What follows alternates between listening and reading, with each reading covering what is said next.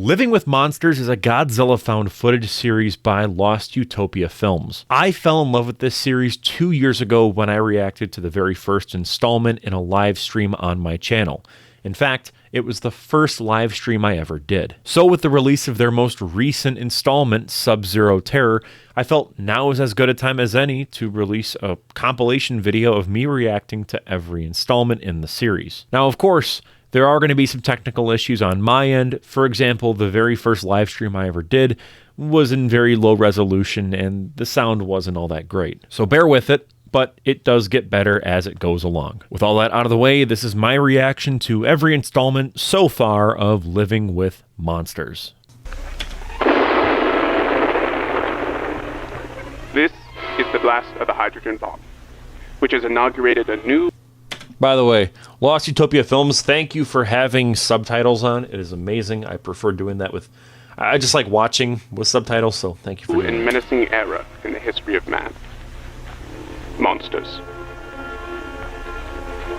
But where did this all truly begin? Some point to the age of dinosaurs. Did they hire an actor to do this? Or, like... Damn, this is actually really well produced if they did. That's cool. Point to Godzilla. The first major encounter between mankind and the monsters. Hello, I'm Gene Maldonado, and I'm going to be your guide through this strange new world we face ahead. This is Living with Monsters.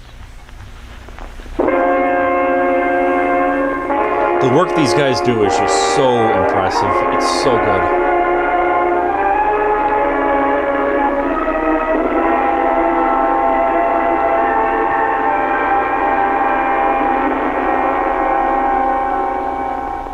Monsters, or as scientists have labeled them, superfauna, have been a common part of our world for nearly 7 years now. Godzilla, Anguirus, Canura, Gorgo, and finally, Manda. But where did they come from? It's an interesting Sightings of selection, monsters too. have been recorded since the beginning of man.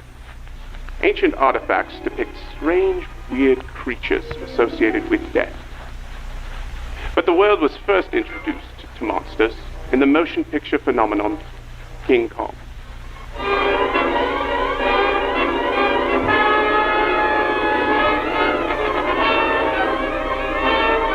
Prepare for a voyage to an island of death, a land of terror and danger. It's so cool. A prehistoric world alive today. That's so good, dude. These people are so talented.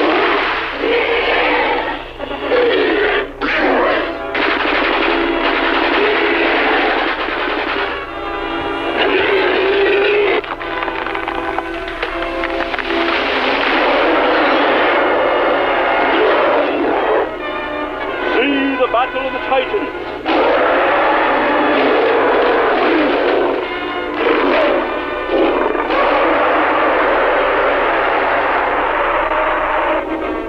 Wild, weird, wonderful. Stuff for which movies are made.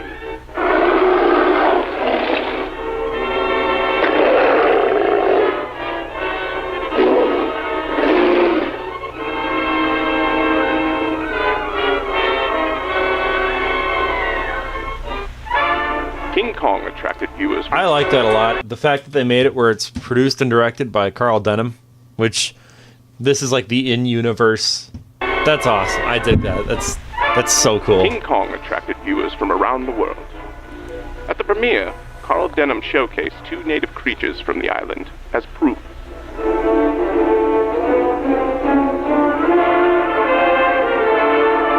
The public was stunned by the documentary film.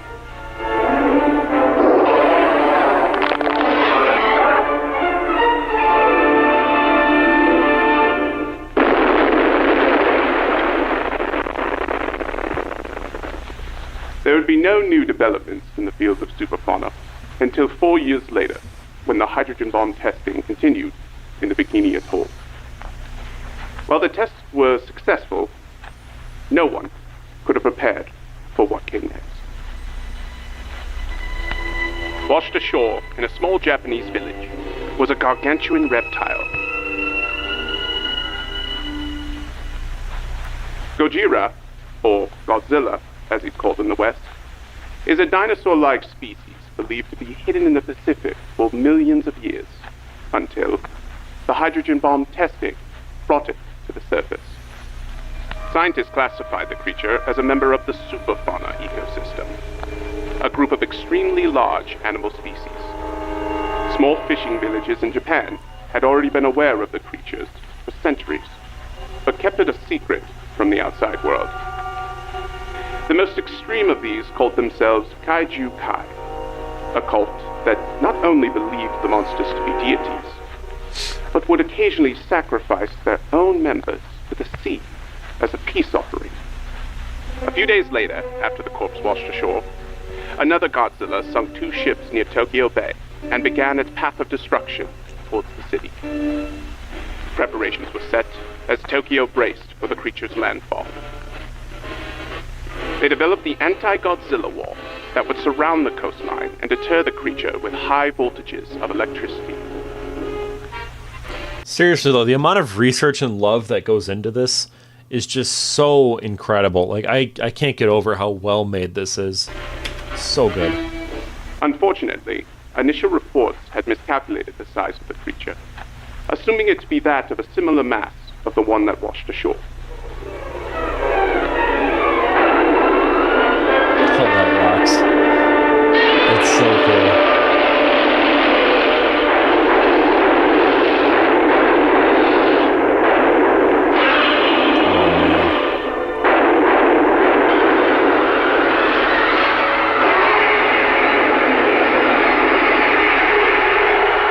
So awesome.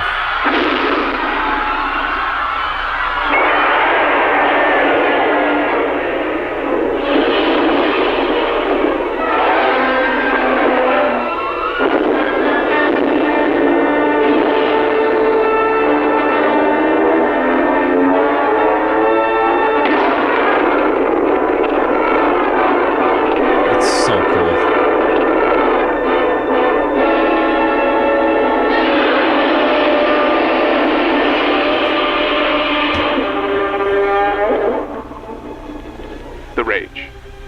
The fury. It was unlike anything our world had ever felt. No conventional weaponry could stop the monster. Professor Kyoei Yamane theorized that what washed ashore was an infant of the species, and what Tokyo had faced was in fact the parent. He also believed that the city lights may have been provoking to Godzilla. That theory would be put to the test as Godzilla returned later that week. It's a cool little kind of homage to citywide to Raids shutdown Again. was enacted, resulting in Godzilla appearing to have no interest. The United Nations held an emergency meeting. The images of Godzilla's power and devastation shocked the panel of leaders.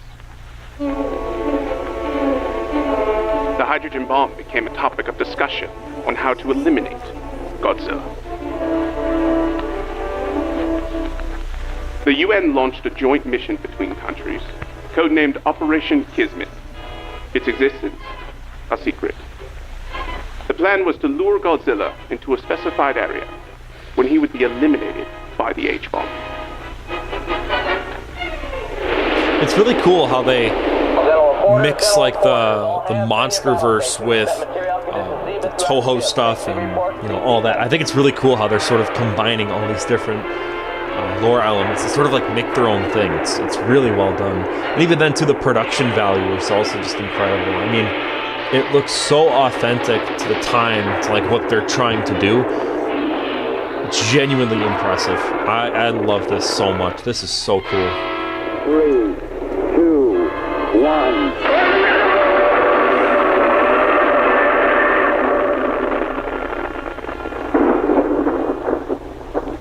While deemed an initial success, Operation Kismet was only a temporary fix.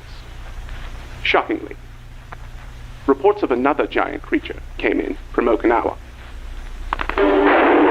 Just gonna anger us.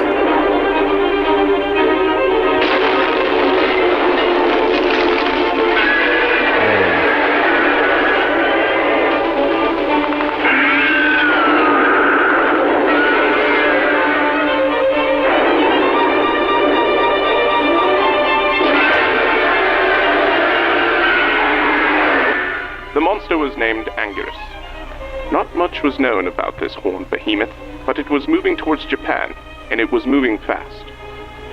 It was unclear why until news came from Tokyo.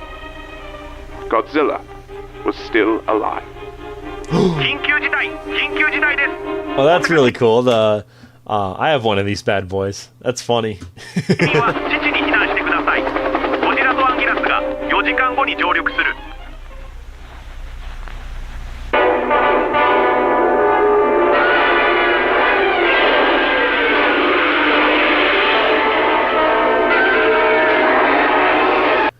You know, just watching this, it makes me really want a remake of Godzilla Raids Again, because it'd be so cool to see Anguirus fight Godzilla once again. I mean, this presentation's neat, but you know what I mean? Don't get me wrong, I love it, but it'd be awesome to see like an official version, you know?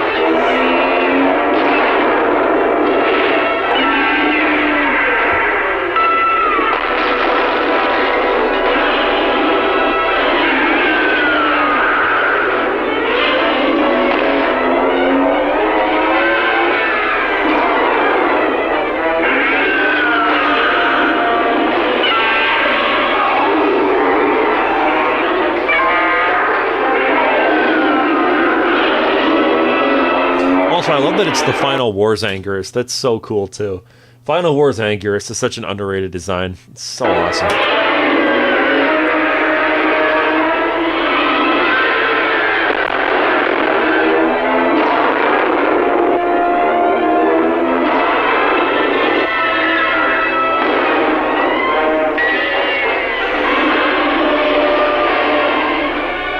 Eventually, Anguirus burrowed underground, deeming the territory Godzilla's. It traveled to New Zealand, where it has since been a constant threat to the island's inhabitants. News of the battle shocked the world. Hope for normalcy was a thing of the past. Mankind had to now accept the possibility that we were no longer in control. The great food chain had altered once again. The battle between Godzilla and Anguirus provided information on the superfauna we were unable to obtain by any other means. For example, various body parts of the creatures, including fins, teeth, and small appendages, were found throughout the wreckage.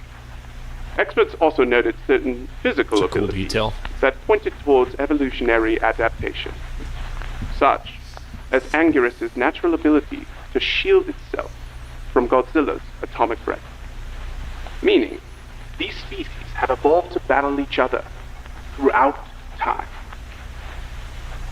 The Battle of Osaka was just the beginning. In Chile, the Chaitin volcano erupted.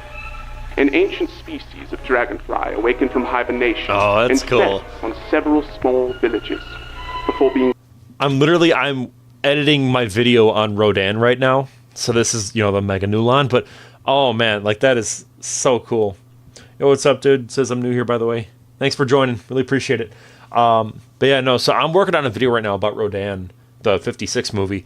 And, I have this whole segment where I talk about how much I love these little buggers. So I'm excited.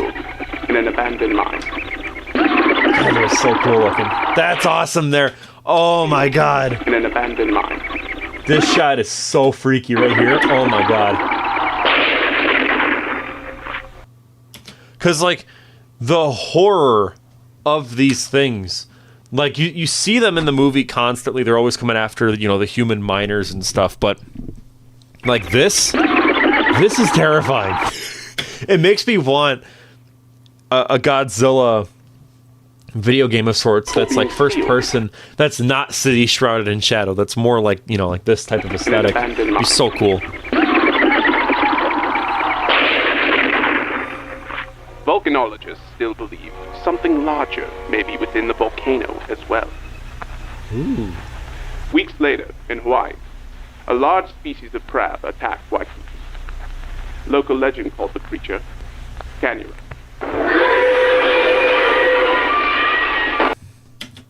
I'm not too familiar with that.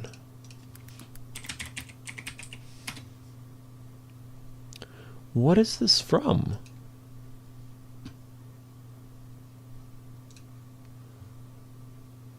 Canira. Chat, what's the Chimera exactly? I'm not too sure. Because clearly, like, people like it. There's fan art of it. I'm just trying to figure out what this is. Is it like a Netflix thing? What's the...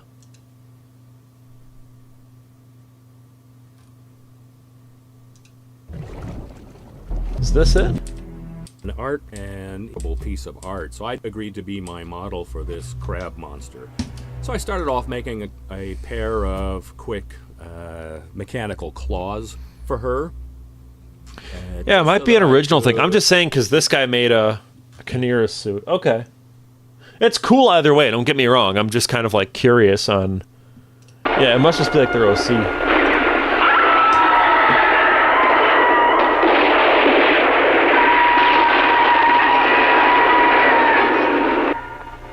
Cargo ships found entering the area to be impossible.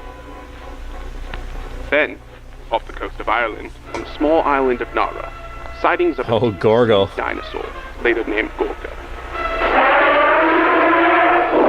That's cool. I love the whales. Who only appears to be aggressive when attacked by fishermen or the local military.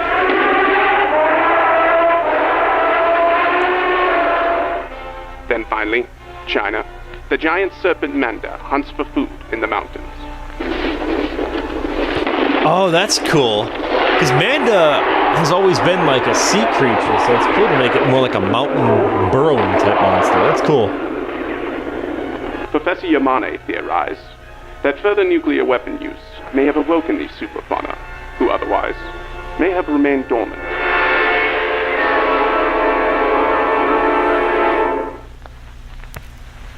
Species who had never lived together before suddenly had to compete over resources and territory.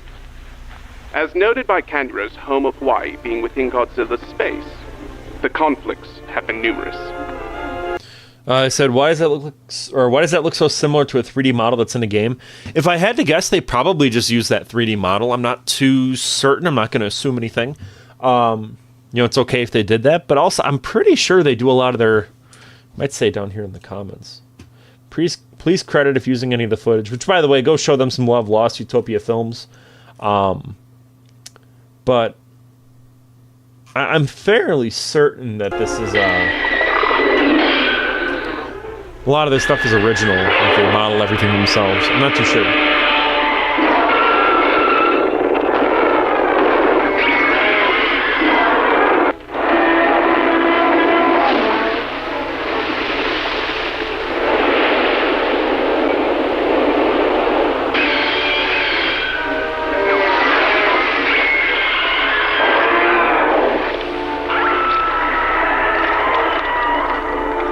Similarly, Manda has been a constant rival where their territories collide in Hong Kong.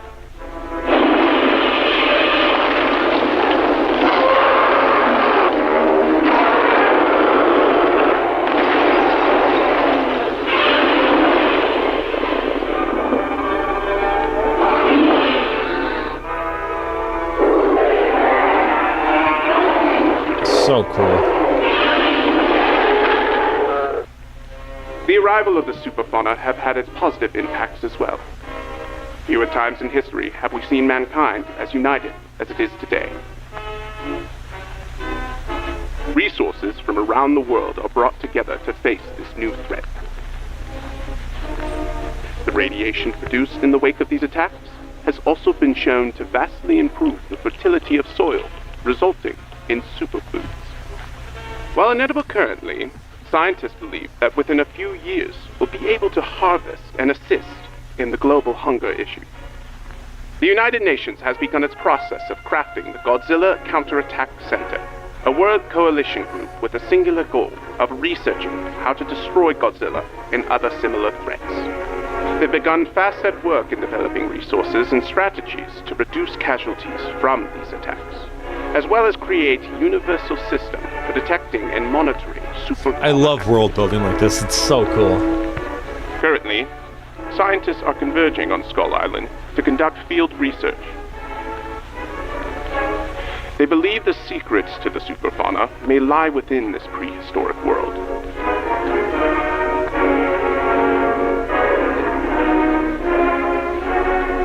humanity bands together in these dark times, we become closer and closer to a day of peace. That will conclude today's program. This is Gene Maldonado, inviting you to be with us again soon for another look at living with monsters.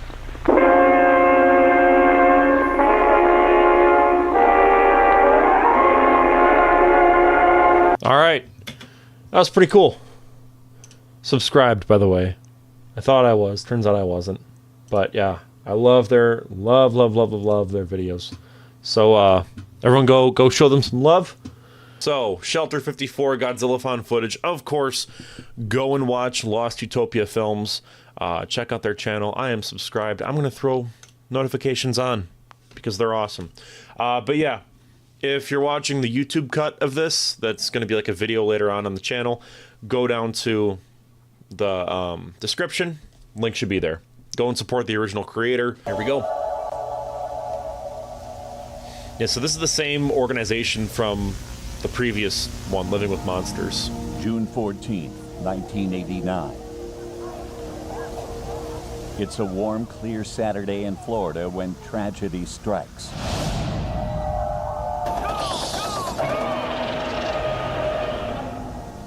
A shelter is flooded by highly radioactive material. Over the course of a year, poor management and negligence. By the way, I want to say I love this style already. It has that perfect kind of like early 2000s, late 90s, like documentary, something you would see on like oh shit, what was the channel I used to watch back in the day when I was a kid? Not like Nat Geo, but History Channel. Yeah, this seems like something that would be on like the History Channel. This is right here. The Griffin is the first installment. Living with Monsters is part 2, and then Shelter 54 is part 3. So if you're a bit confused on what's happening with like the lore and whatnot, go and watch these two. Check out this channel for yourself. But yeah, this is part 3 of an ongoing series. So we'll just let it go. But what I wanted to say is I just love this aesthetic already of this like 90s, like modern Marvels type of show. It's awesome. Thousands of deaths and the creation of a monster unlike anything our world has known.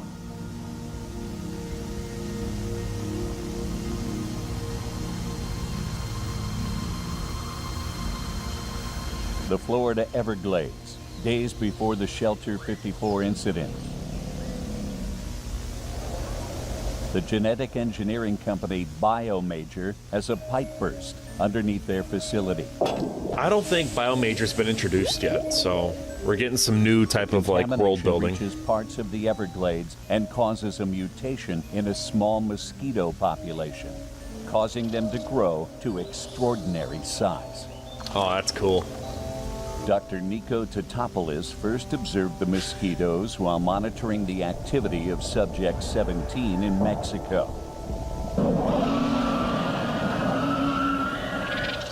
Man, the way that this ongoing series has built off of the 1998 movie and more or less like the cartoon as well, I just find to be so fascinating. Again, if you haven't already, go and check out the 1998 Godzilla Griffin thing that they did. Awesome animation, but I just love how they've been building off of that universe. It's so fascinating to me. It's so well done, too. His research team followed the swarm to the sites of several other superfauna as they fed. They named the invasive species of mosquito Skeetera.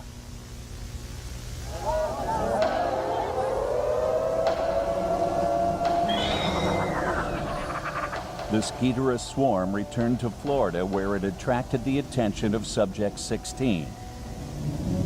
Yeah, so there's Zilla, for everyone wondering.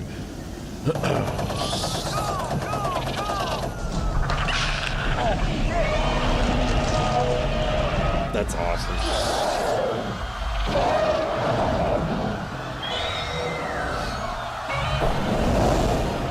Again, I like, too, how this kind of builds off of the Godzilla, the series, and how this version of Zilla has that, you know, I don't know if they call it atomic breath in the actual show, but, you know, like the green fire breath.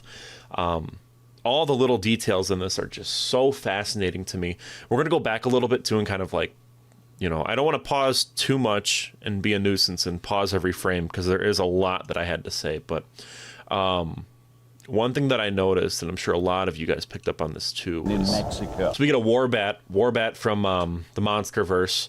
This was the monster from Godzilla vs. Kong that like wrapped around Kong and tried to kind of suffocate him. So it's cool that we're getting a mix of the Monsterverse, which we already kind of did in the previous one, Living with Monsters, because that version uses, or that movie, I guess, uses the Monsterverse Godzilla design. But this is really neat how we're getting some more of the original legendary monsters as well. Now, I think this is supposed to be Baragon, but I'm not 100% sure. I'll pause it. It's right, yeah. That to me looks like Baragon. With the horn, you got the ears there, little ridges on the back. I mean, that to me, it looks like it might have an extra leg, unless that's just the back leg there. I'm not entirely sure, but yes, that has to be Baragon, yeah. Also, what I love too is the idea of these mosquitoes eating off of kaiju. I think that that's crazy. I love in Pacific Rim, the world building with that movie, where there's a scene where Charlie Day goes to like that Chinese black market and they have like the lice that are on the backs of kaiju and they normally die when the kaiju dies. I think little details like that are just so fascinating to me because it makes the world seem bigger and it adds on to the fact that these are giant organisms. So of course they would have smaller organisms that feed off of them, like how sharks do, you know, like I think it's like, is it plankton that eat the gunk off of sharks? Or maybe it's whales, I don't know. But it makes sense, though, that kaiju would totally have this, and I love little world-building details like this. This is everything that I would want in a kaiju story, like straight up. It just totally nails it.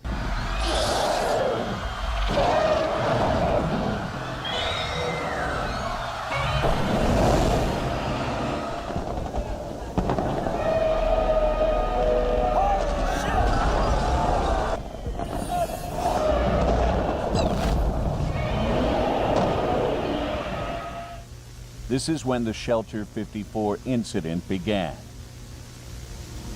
Shelter 54 was a Class C anti-superfauna shelter developed in the late 1960s. So obviously 54 is a reference to Godzilla as a, you know, the year that he was created, I suppose, you know, 1954. It was something I've always loved too about Zilla is that, like Rulers of Earth, for example, I love how he just kind of like exists with Godzilla. I like that he's just sort of just another monster. And I think that, you know, if you want to have like headcanon with Zilla, it's cool that he's almost like a Godzilla, but not really. You know, like he's a different species and the Americans just misinterpreted him as Godzilla when the attack first happened in universe. By the way, awesome comic book. I love Rulers of Earth. I want to get my hands on like the omnibus and just like read through it all again because this was such a fun comic. I loved when this first came out. Like most coastal shelters, it featured an underground hydroponic system in case of extended stay. Oh, that reminds me of what's that one? There's a ride at Disney where it's at Epcot and it's about like gardening. Sorry, completely off topic again. Living with the Land. Dude, Living with the Land, I love this ride so much. This is like a comfort ride. Whenever I go to Disney, this is like the ride. And what made me think of it was there's this part here where you kind of like go through and they have all this type of like different gardening and whatnot. But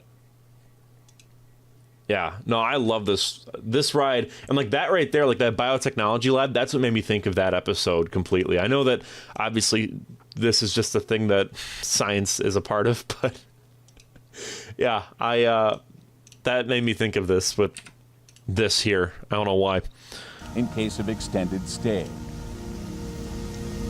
Being a Class C shelter, its contamination protocols required manual operation. Civilians were taking cover in Shelter 54 when Subject 16 landed a fatal blow on the large female Skeetera.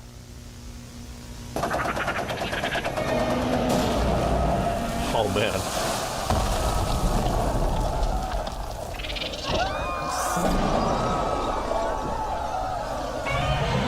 That Zilla model is really good too. I can't get over how detailed it is. Anthony Harris and Stephen Kessler were the UNGCC operators of Shelter 54 at the time of the incident. Stephen Kessler was speaking to a group in the shelter common room. Anthony Harris was at the main entrance helping the remaining civilians enter.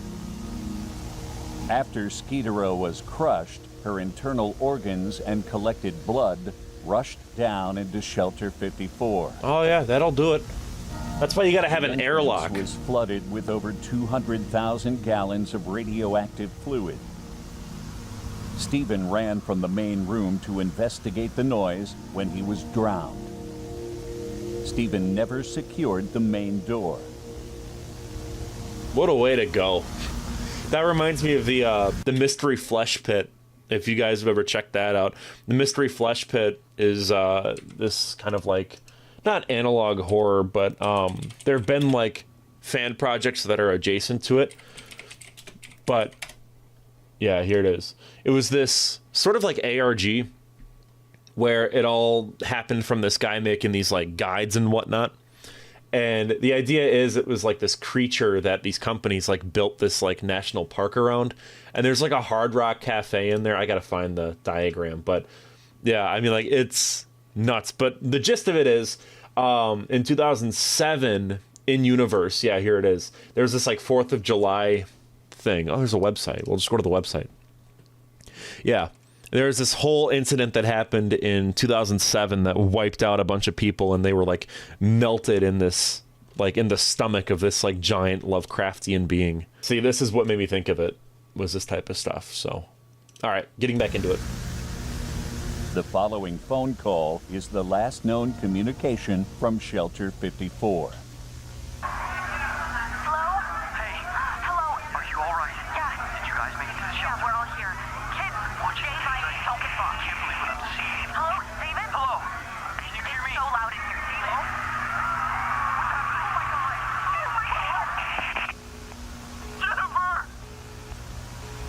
That's brutal, man. Due to the intense radioactivity, Shelter 54 wasn't properly explored until 5 days later. It was considered a complete loss of life.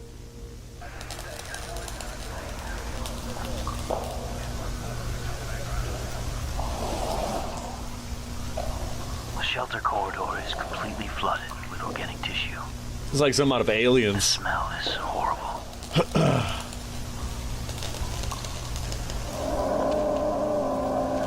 Oh my god. That's so cool.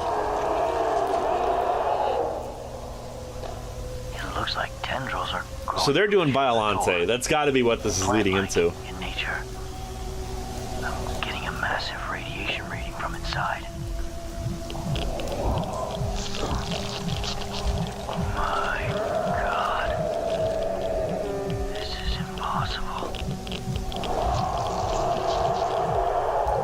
This is In awesome. the main chamber. This is everything that I've ever wanted from a Biollante story. I mean, if you've seen my Godzilla pitch video, I did a thing where I pitched this movie and I was like, you have Biollante and you make it like body horror. And so to see something that I've always wanted to see here, I'm like geeking out right now. Like, this is so fucking cool. This has been on my wish list for so long, and they are just fucking killing it. This is everything I've ever wanted to see with a Biollante body horror movie. It's so cool. I love this. Botanical growth had taken over the room. The victims inside had not just been consumed by the organism, but were a part of it, as were the plants from hydroponic storage.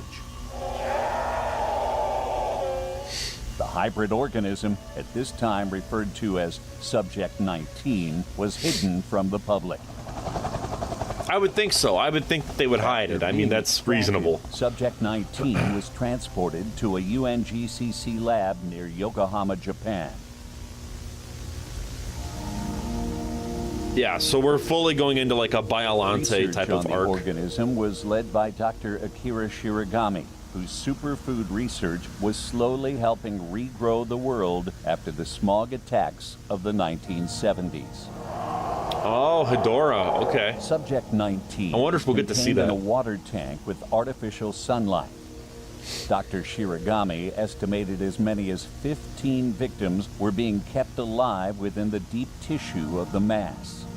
That's Medical gnarly. extraction was ruled out when it was discovered the victims had been anatomically rearranged and conjoined together. Oh, that's a lot like the mystery flesh pit. Again, to go back to this. Yeah, here it is, the circus clown. So what happened with this was, yeah, a bunch of like clowns ended up like, let me just read it. Though it may look like a colorful ice cream birthday cake covered in a glazed frosting, this calcified formation is anything but festive. A group of performers fell into the upper maw of the entry orifice. And what happened was there was a bunch of like circus clowns and they were performing. And they fell into this pit, were digested, and then they all became like this. And they were all...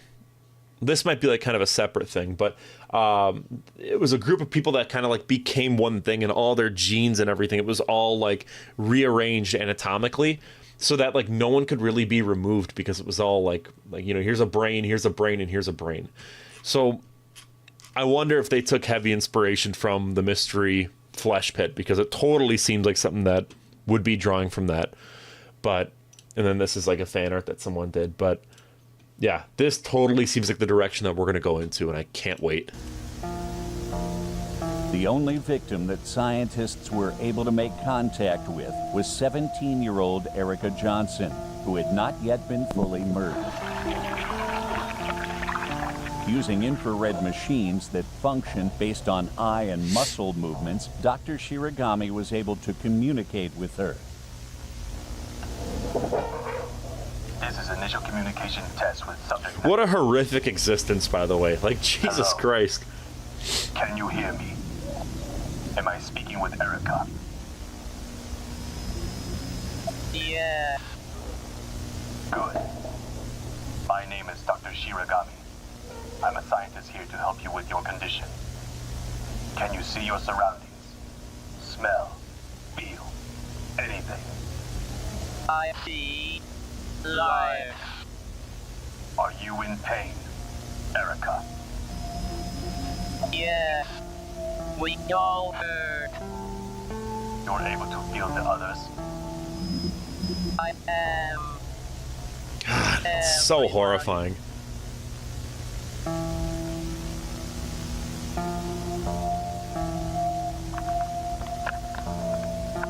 Despite the efforts of myself and my team, I believe the mutation has become unstable. For the sake of the victims, this may be a blessing. But why do I feel so conflicted? So they're going to try to kill it. I thought the world could... Oh, hell yeah, there we go. Smog attacks. It was like, are we going to see that? And okay, cool, we're seeing it. Sweet. I've spent my career strongly opposing the use of Godzilla DNA. But it may be my only option. This is a lot like what I was like, what my wish list was for a movie, where it was like, I want to see Hedorah fight Biollante, because you got Smog versus like the natural Earth. So cool. This is so awesome. I love this. Dr. Shiragami began transfusing the organism with Godzilla cells for their regeneration property, G1.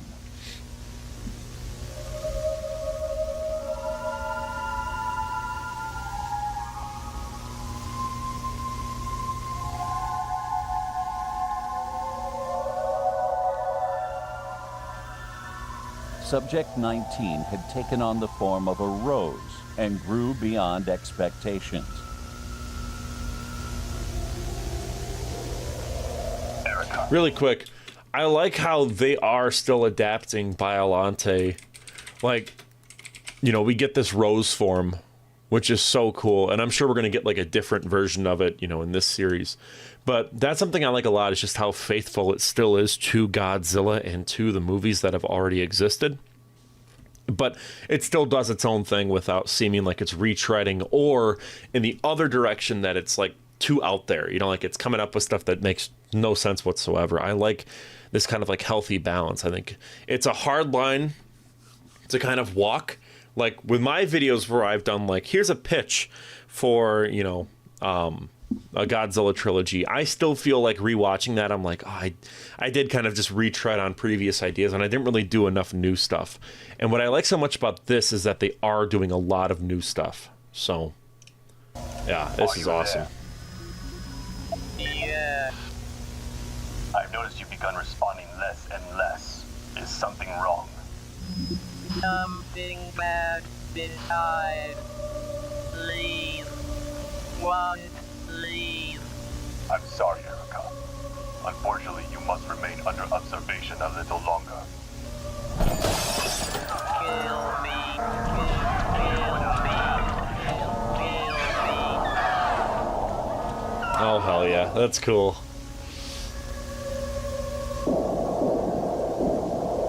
Dr. Shiragami reported that in the days following the incident, Erica had fully merged with the rest of Subject 19 and was unable to be contacted further. That's brutal. Colleagues noted that after this, Dr. Shiragami withdrew himself from social contact and dismissed his assistants for the holiday break. My request to euthanize this being has been denied by my superiors. I know what I must do. I've locked down the lab. No one is getting in. On the night of November 29th, Dr. Shiragami tampered with the container controls to electrocute Subject 19.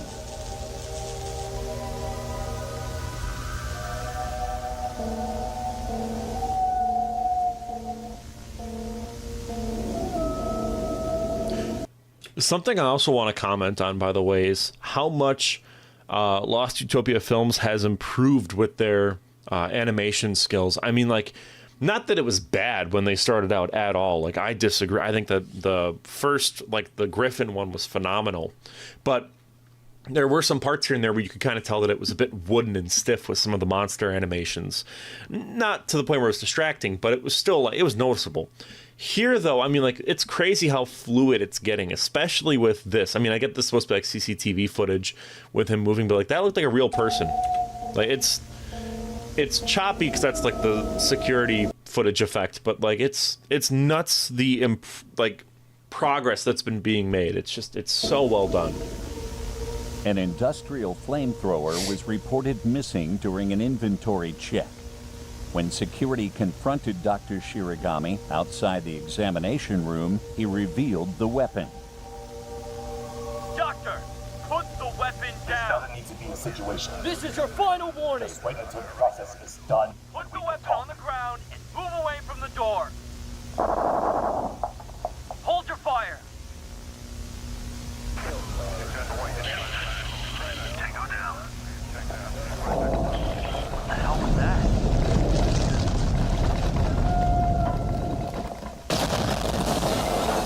Oh, man. Run, go, go!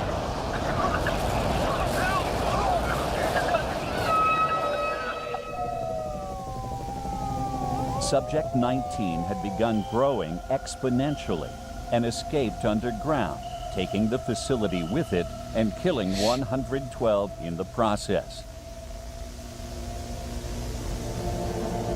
Yeah, here we go.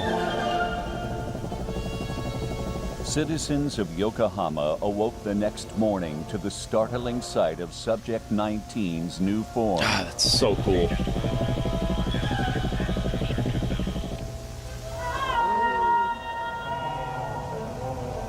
I'm sure this is the intention too, but this feels very Shin Godzilla-esque with not just the body horror, but the way that the creature just sort of stands like completely, you know, like solitary just in a city. Like that imagery is very Shin Godzilla, very Shin Ultraman too, with that rose monster. The name is escaping me, but at the start of that movie, there's a very similar sort of shot. Japanese government ordered for Subject 19 to be destroyed to stop its roots from expanding further into the city. Scientists that previously had worked on Subject 19. I want to know if this is like stock footage, or was this just shot like by Lost Utopia Films? Like, it's nuts. This is such a huge step up in like production value. Like, it's crazy. Cooperated to create a plan of attack.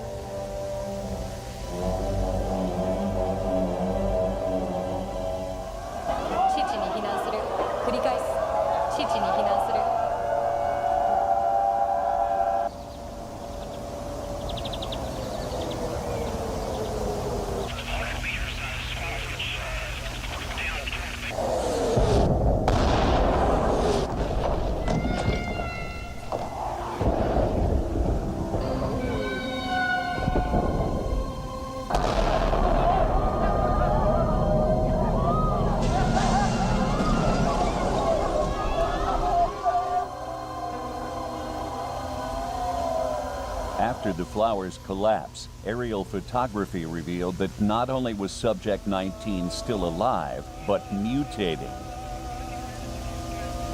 Oh, we might actually get some Shin Godzilla shit. Okay.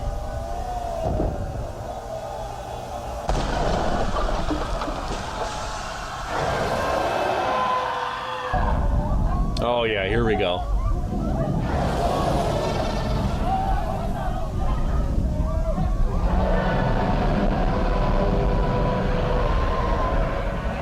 This time, Subject 19 took on a Godzilla-like form as it became mobile. The UNGCC debuted the MBT-92 Maser Cannon, the newest arsenal in fighting super fauna threats.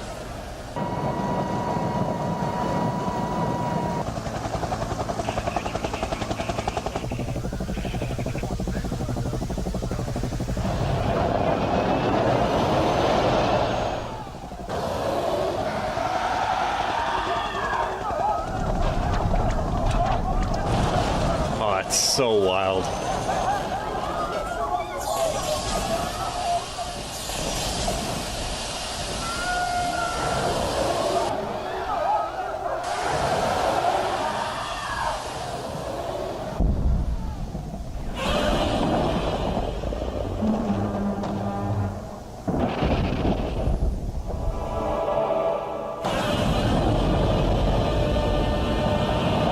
This is like on par with the MonsterVerse with like effects. It's crazy.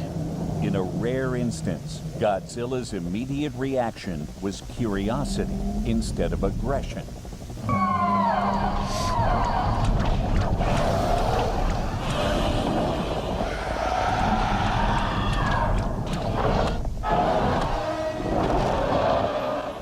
With Godzilla trapped, Subject 19 began absorbing G-cells to further mutate itself.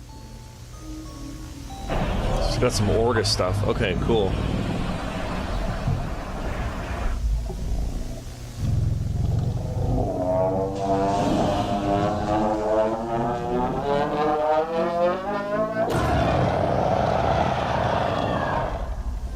That's gnarly.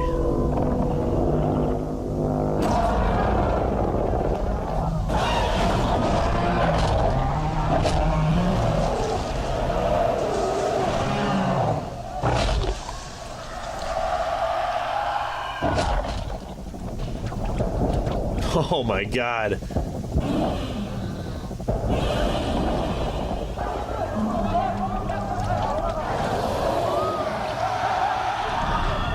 This is so fucking good.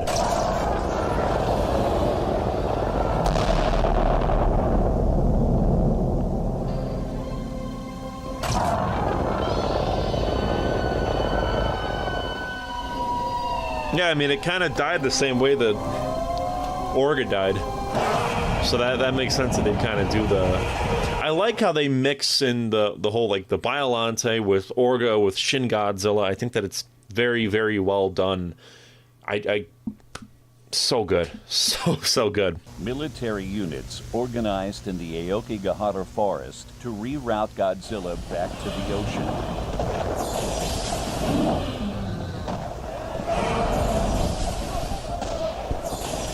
Radar showed a large mass moving in on his location. We're getting to round 2 here.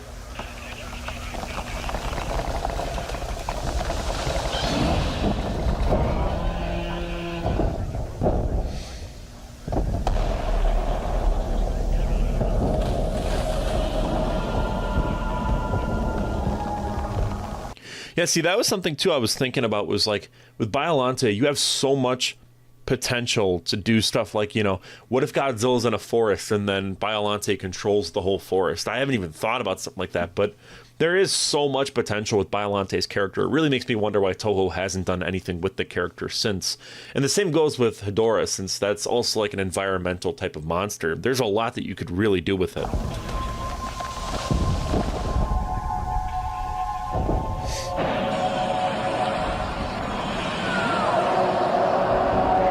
Okay, cool. So now we're getting a more Heisei accurate Biollante. Okay.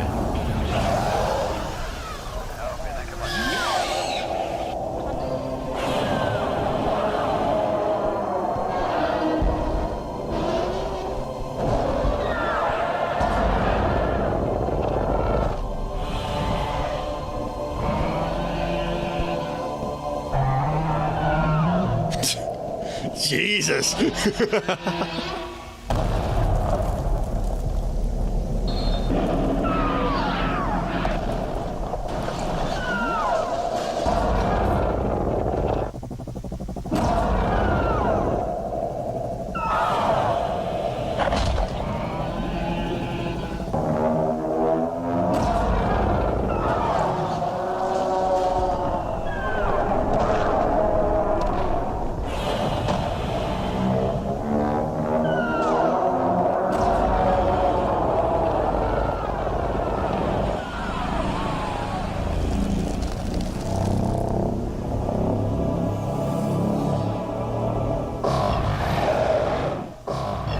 Sound design is gnarly. Oh my word.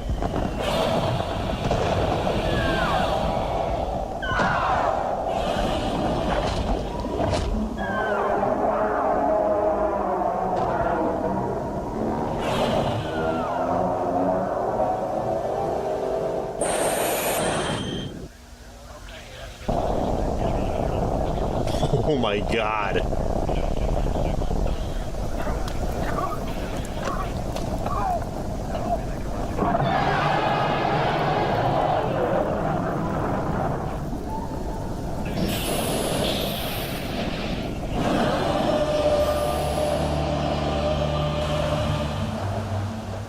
The toxic blast released by Subject 19 seemed to have a paralyzing effect on Godzilla.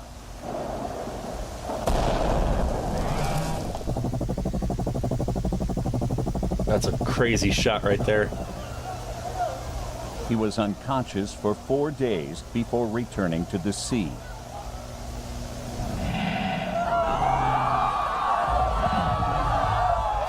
He was inactive after this event for 3 months. In the end, that'll do it, you know. thousands died Oh, or that's were wicked. seriously injured. Yokohama had transformed forever. It's like something out of like Chernobyl. Subject 19, now officially named Biollante, has taken control over parts of the Okigahara forest. Although generally peaceful now, Biollante's presence has attracted several other superfauna that sometimes become aggressive when she's threatened. Yeah, so it's like a symbiotic type of relationship. Interesting.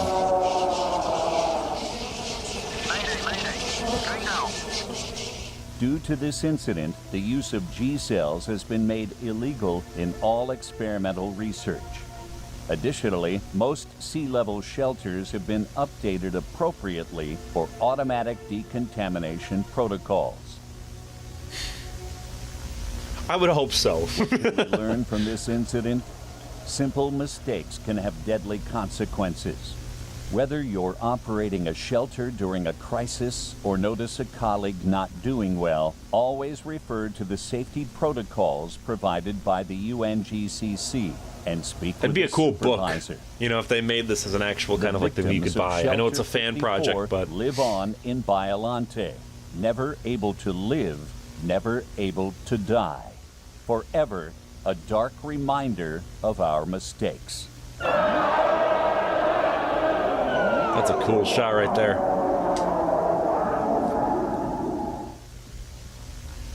All right. I'm assuming that's... Oh, wait. Oh, no, okay. Those are just credits. 215,000 casualties is crazy. Oh, awesome video. So, we're going to kind of go back and forth now and kind of analyze this. So, the one thing I noticed consistently is the name of the forest. And this is probably where we get parts of the Okigahara forest. So, for those of you that may not know what this forest is, the Aokigahara forest has a different name. I don't know if I can actually say it on YouTube without getting demonetized, but all I'm going to say is, do you remember that forest that Logan Paul went to where he saw the person hanging? That's that forest.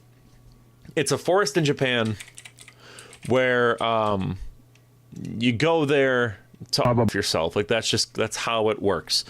Yeah, so this is what it looks like. And I think it's very fascinating to use a forest like this in your story and to have it be where, like, Biollante is about, like, life. Like, this is like bringing immortality almost to this place of death. I find that to be a very interesting sort of theme throughout. I'm intrigued to see what they're going to do next with Godzilla, considering that, you know, he's been active for 3 months. And I like how this is just like, this city is done. Like, there's no one's living in this ever again. It's a lot like Chernobyl. The shot that really got me was this one with the Ferris wheel, because it reminded me a lot of this with the... Yeah, I think this is kind of the most iconic part of Chernobyl.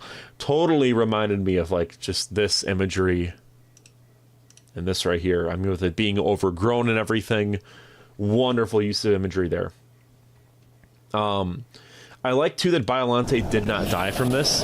I think it's fascinating how, even though this entire forest was decimated, it still rebuilds or whatever, because that's kind of just like, that's how it is whenever there's a forest fire. You know, when there's a forest fire, the plants just regrow back. So I think that's an interesting way of having it. I like too just like this whole, how it's almost like it's like Skull Island now. You know, this entire thing is just completely overrun by creatures. It's so wicked. I can't wait to see what they do next. I know it's probably going to be a while until they post again. Yeah, because it's about 8 months was the last installment. Obviously, you can't rush art. But yeah, really, really, really great channel. I think that they're doing some really awesome stuff here. Highly recommend you guys go check this entire thing out. But yeah, that is Shelter 54 by Lost Utopia Films. This is Sub-Zero Terror, Lost Utopia Films. Here we go. So excited. We're going to full screen this. Start.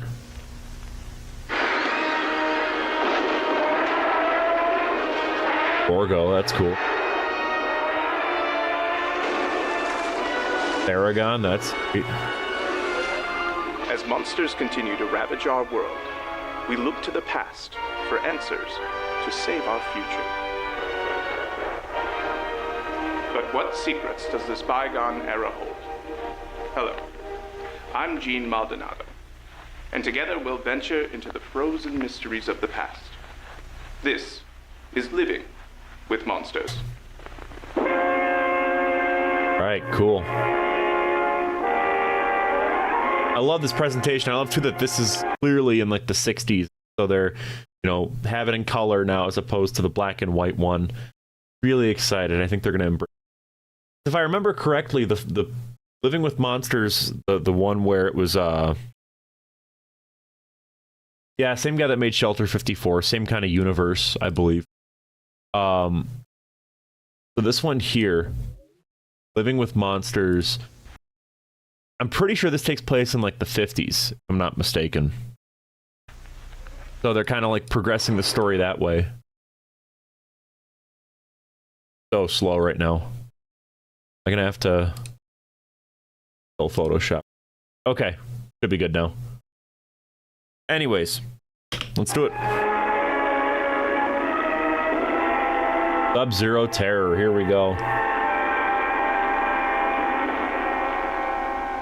After the rise of the superfauna in the 1950s, the UNGCC began Operation Earthworm, a worldwide effort to study past mythologies and locate superfauna before they attack. These myths led to the discovery of several monsters. In Peru, the mountain Oh, that's cool. His animation has gotten so good. It's so impressive. The giant snake Nazuki. Oh, that's great. Finally, an underground microclimate in Canada led to the giant carnivore Gorosaurus. That's sweet. I don't know if that's intentional or not, but it reminds me of the dinosaur ride where there's that one set piece go past a dinosaur that's eating another one. Looks just like that. Led to the giant carnivore Gorosaurus. Yeah, that's awesome. Of the many legends told, there was one event that was referenced across most ancient cultures. The awesome leviathans that once roamed the earth battled each other. In the aftermath, many were believed to be trapped in a state of suspended animation. It was believed to have happened on a stretch of land near the North Pole, named Rupus Nigra, Latin for Black Rock. For centuries, Arctic explorers debated the island's existence, as it's reportedly located in heavy fog and a magnetic dead zone. Additionally, the tribes of Greenland warned of a group called the Wachuki. These monstrous snowmen were said to guard the island from outsiders.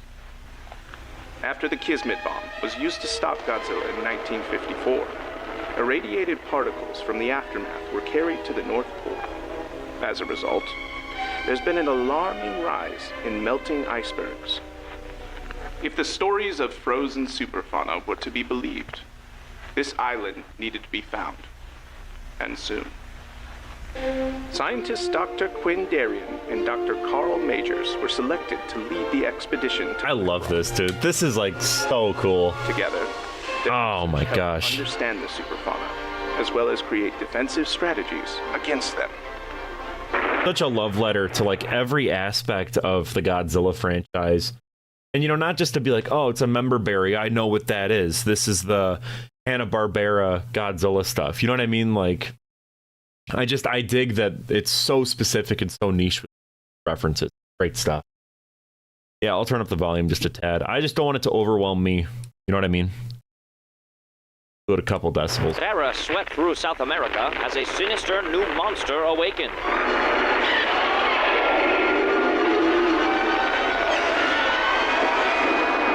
Oh, it's wonderful. UNGCC arrived quickly on site to test their new deterrent system.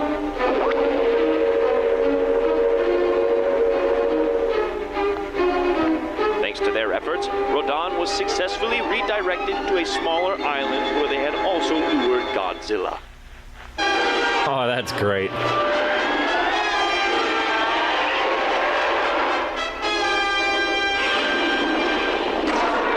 The animation is just so good. It's so impressive.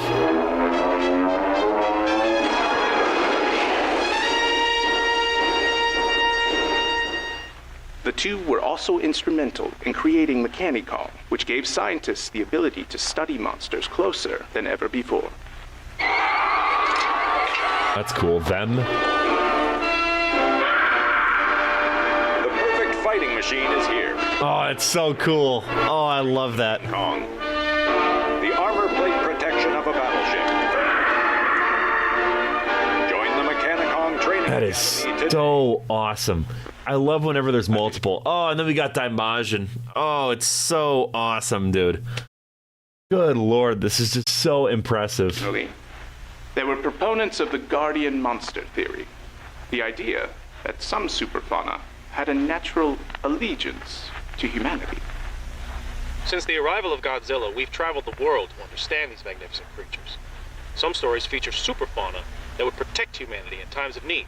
One common example being a giant divine moth species. Unfortunately, all we've found are stories and the remains of a protector on Skull Island.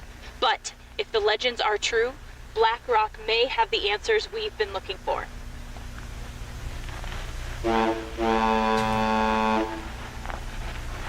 I think the acting is perfect. I mean, it matches the vibe and the tone of what they're going for sure. I mean, you go back and look at like 60s, a lot of like 60s documentaries and whatnot. You get a lot of people act almost off and rigid, and it's just because they're not used to being on camera. And you think about it in the 60s, like what? Video movie cameras, you know, they'd been around for only a couple decades at that point. I mean, what, it was 1896 we saw the first kind of like, that was when they started getting like short films and stuff with George. Maybe not almost a century, but still, you know, like a lot of people would still be kind of weird. I mean, you look at even like the 90s and there's like interviews, people act kind of off. It's just how it is, you know, when it's set in the real world. And I think they did a great job of kind of imitating that feel. Very wooden and rigid, but it works. 1966. After weeks of searching, dozens of military personnel move forward into the unknown. That was look the breath. Oh, what a great detail. I love that.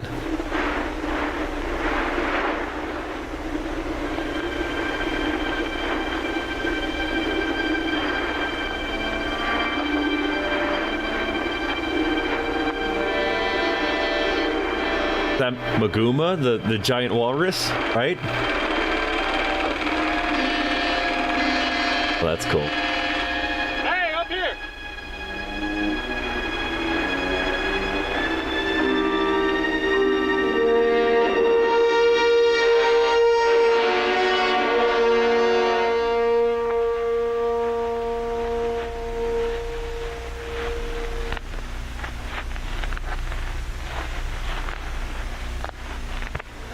These runes here seem familiar, but I can't place it. Do you recognize them?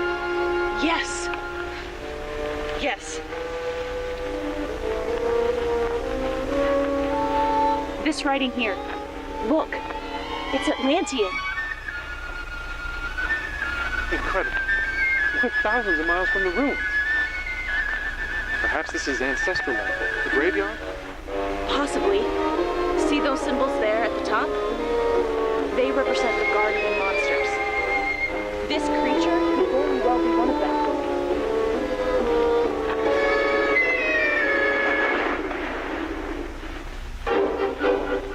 Camp Seahawk was quickly established on the shore of the And island. this is, I love this.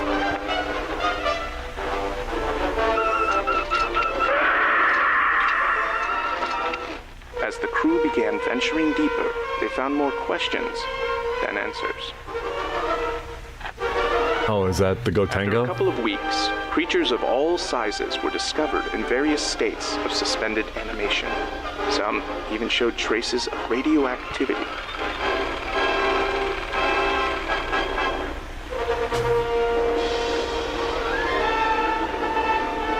I thought it was another Godzilla, but this may be a different species entirely. Look. See how its skin has a reddish hue and a more pronounced dorsal structure? This is something else. Could even be a female.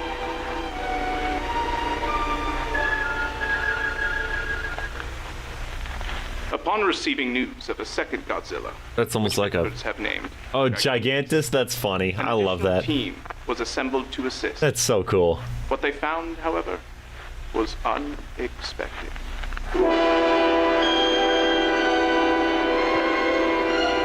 Camp Seahawk had Yeah, been destroyed. no, I was gonna say it did remind me of like the Godzilla stores from totally, but yeah, I love that it's a Gigantus. That's what they name it. Wonderful. Few bodies were recovered. The only clues were the footprints of a creature estimated to be around 100 feet tall. Was this that Also snowman? discovered was a damaged film camera.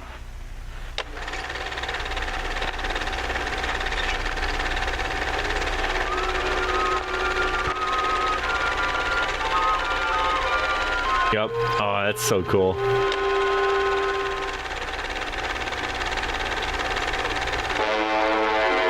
It's all. I wonder if. I know that I'm sure not everything needs to be a reference, but part of me wonders if this is a reference to Half Human. That I don't know. If we're gonna be that specific, I feel like it's almost intentional.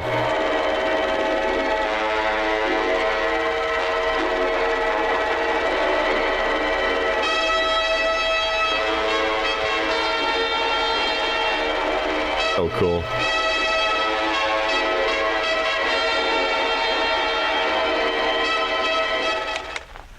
Although chances for survivors were low, many remained hopeful, and a rescue operation was deemed necessary.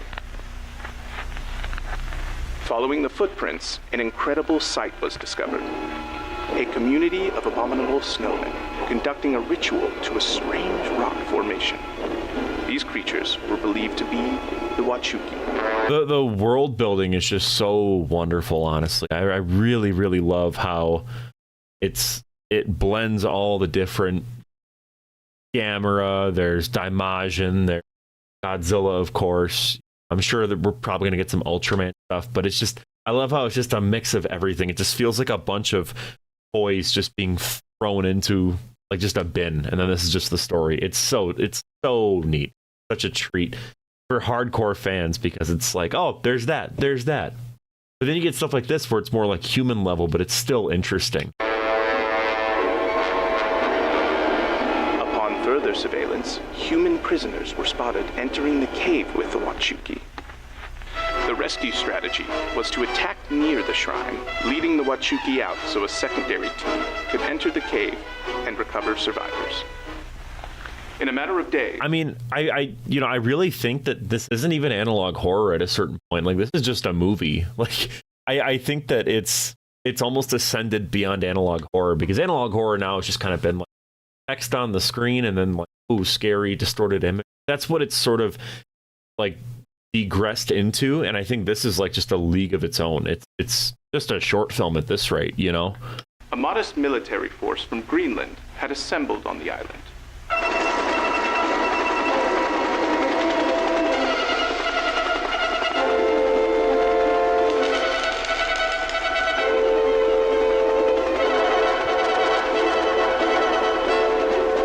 I love just how it's like an army of Kongs like that. It's so neat. The Battle of Black Rock could begin.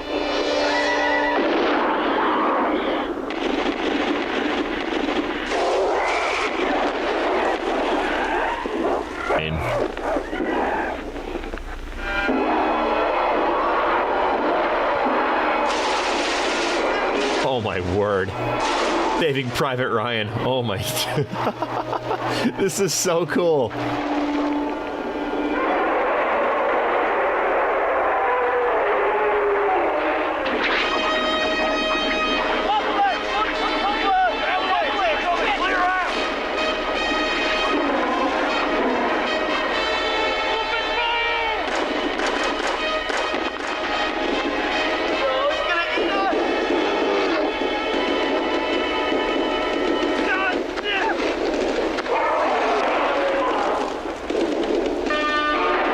Awesome. The cannon arm kind of reminds me of King Joe from Ultraman, with how that one kind of there's like a variation. I have like a figure of it where it's got just a cannon arm.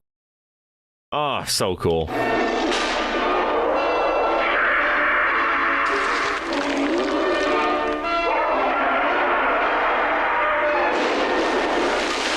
As the military battled the Wachuki, the secondary team had successfully infiltrated their mountain lair.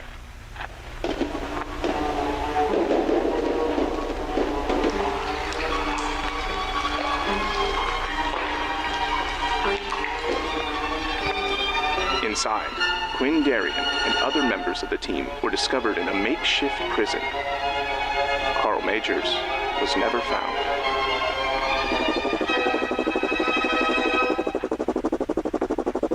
It's going to be okay, Dr. Darien. We're copying the load and we'll be en route to extraction. Oh yeah, they probably shouldn't have done what they just did. They were totally like worshiping something for a reason.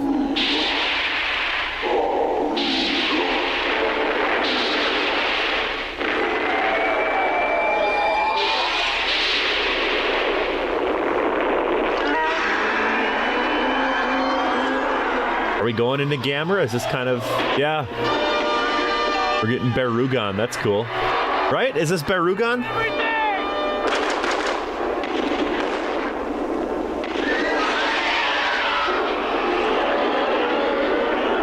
Yeah, it is Barugan. Okay.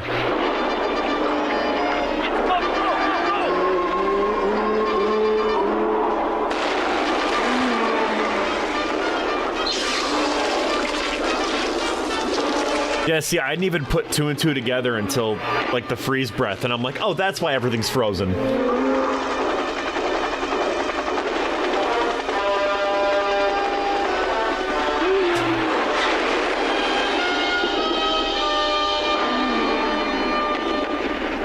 Air transport is gone. Returning to base. While the rescue team successfully made it to shore, the monster the Wachuki called Barugan was right behind them. With their forces trapped, there was little hope for survival. Oh, it's so nuts.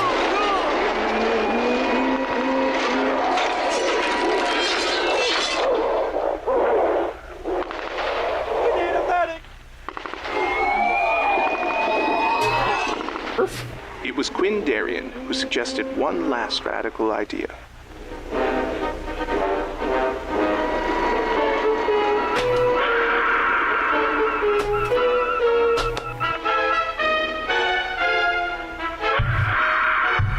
Oh, you can watch this too, Murph. Okay.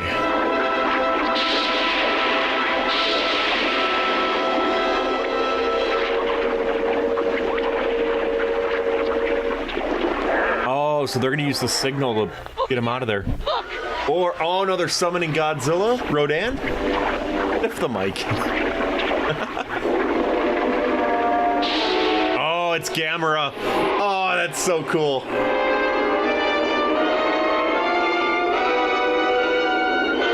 Don't eat the mic. I love that design too.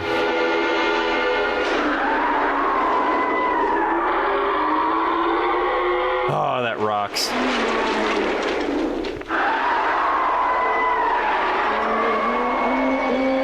Again, I like totally forgot the whole thing with the first Gamera movie being mainly in the Arctic, you know, like at the beginning and then at the end. I completely forgot about that angle.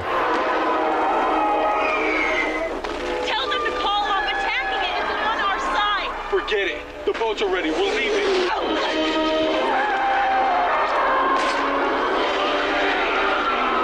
And this just makes me want an original Japanese Gamera movie again. It'd be so cool to get another Gamera movie. Oh.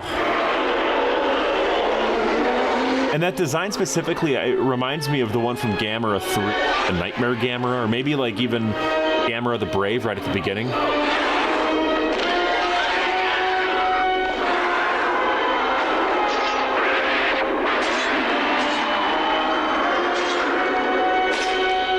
Oh, it's wonderful.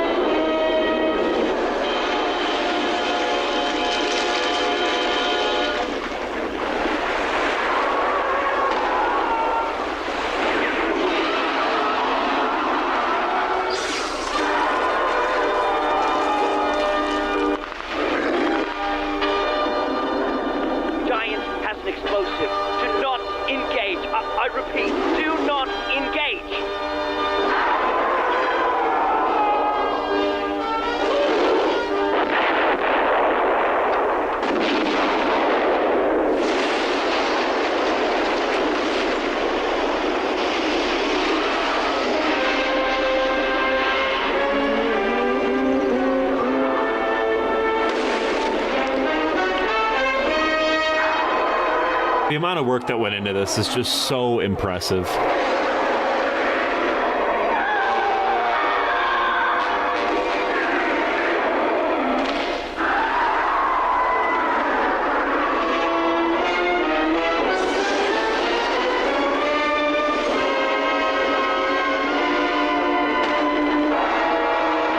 I mean, it almost seems inevitable that we're going to be getting a Gamera versus Godzilla episode, I'm sure, in this, right?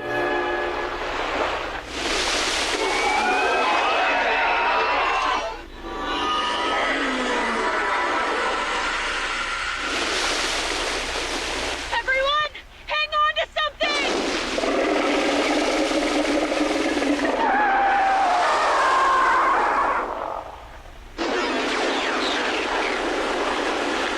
It elevates the material from the 60s like tenfold. It's As cool. forces retreated, Baragon revealed one last ability that witnesses could only describe as a rainbow of death.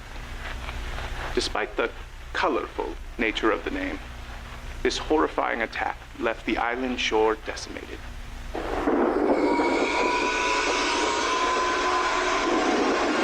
We don't need Gamera in the Monsterverse. Get Gamera his own thing. It's all good.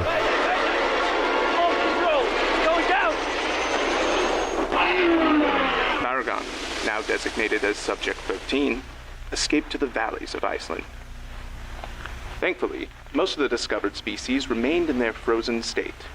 That Batra? One megafauna awoke and escaped into the sea during battle. current location is unknown.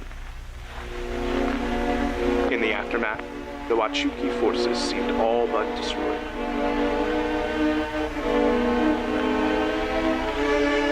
Over 100 lives were lost.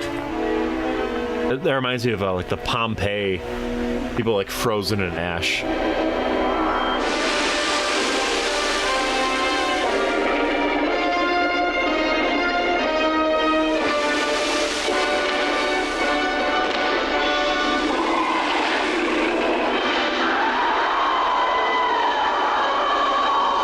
Today, Dr. Quinn Darien is being treated for radiation poisoning and for what doctors believe is a temporary schizophrenic episode.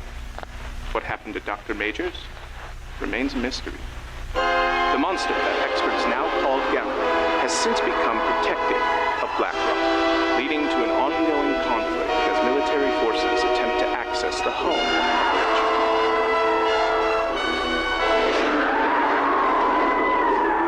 Due to Gamera's behavior and mythical status, he's been designated to the Guardian class as Subject G.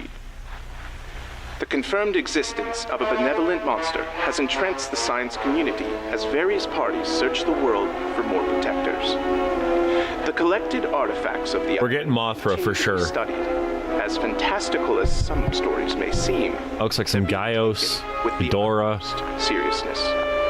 None of this work would be possible without the bravery of the scientists and military personnel that venture into the unknown with hope for a better world. That will conclude today's episode. This is Gene Maldonado, inviting you to be with us again soon for another look at living with monsters. Oh, that rocks. I love that. Oh, there's still a lot more. Okay. Oh, it's like a post-credit, it looks. I have a fan theory, by the way, about Carl Majors. We'll go over that after this. The goat.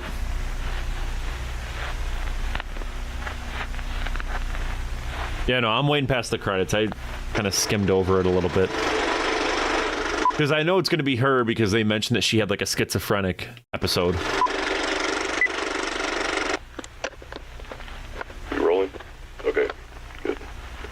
Miss Darien, can you recount anything about your time trapped on the island? I can try. Before she reveals anything, I'm just going to say that I think Carl Majors, this is my little fan theory, before we get to this. Because in case this is like teased here, I just want to claim that I thought of it for a second. So I think it's about here. This guy, I think he's going to be Ultraman. I think he was killed... And then they're doing the whole thing where then like Ultraman like is possessing his body or whatever, and then this dude comes back as Ultraman. That's what I think happened. That's my prediction. That's why he was missing and they couldn't find the body. That's gonna play into it. I'm just saying. Okay, here we go. Trapped on the island. I can try. They led us into a dark cave. Into a room of light. It's hard to explain.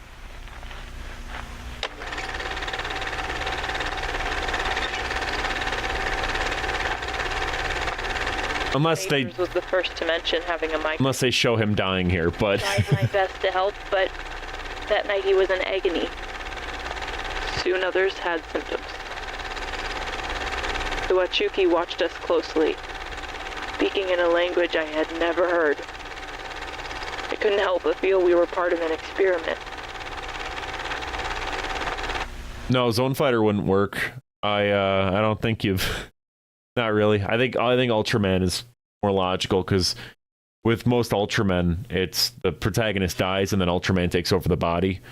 Zone Fighter, it's just aliens disguising themselves as humans, and then they... that's kind of the gist of Zone Fighter. So not really. I think Ultraman is closer. Then one morning, there was only a few of us. And they mentioned this is light. So, Ultraman comes from the planet of light. I'm saying. Could be Ultraman stuff. Haunted by the thoughts of what happened to Majors. I can't shake this feeling that we upset a natural balance.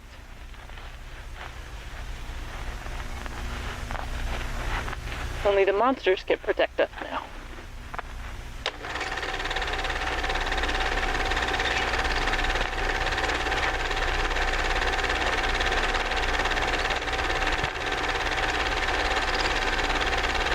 I mean, like, with my luck, they're going to be showing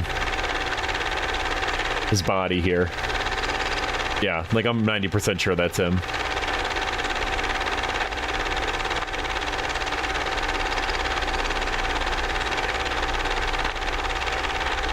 So we're getting aliens, I'm sure. This has got to be extraterrestrial.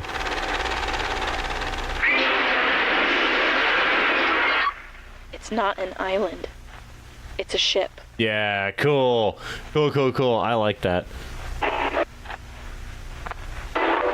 Project Monster. Good lord. I love this series so much. With every fiber of my being. I'm going to just kind of check out the comments here. So someone said, yeah, I noticed someone in chat said that Kamacuras was frozen in ice. I think that was about here. I wanted to kind of check that out and kind of like look for references. Closer to maybe here.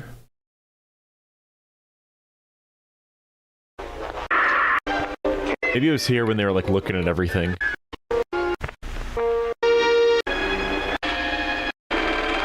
Because that I feel like is supposed to be Maguma, the giant walrus.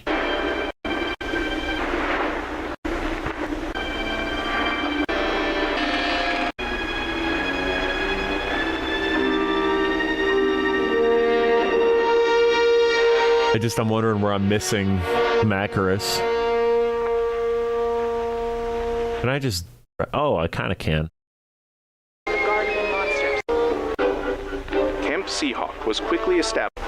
Crew began discovered in states. I think... Is that Kamacuras or is that the Meganulon from Rodan? Because those are about human size, so I don't think they had antennas. Maybe they did.